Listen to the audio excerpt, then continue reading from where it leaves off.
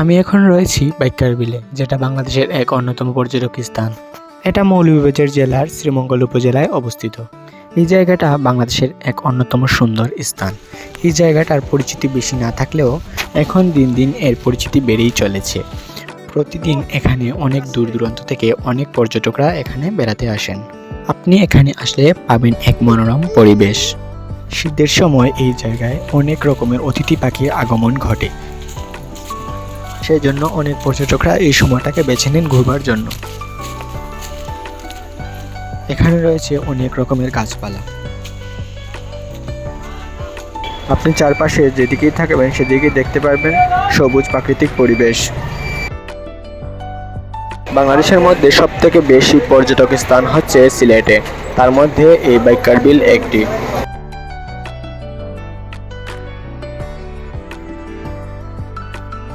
সবুজ শ্যামলে ভরা এই প্রাকৃতিক সৌন্দর্য বাইক্কার বিলে।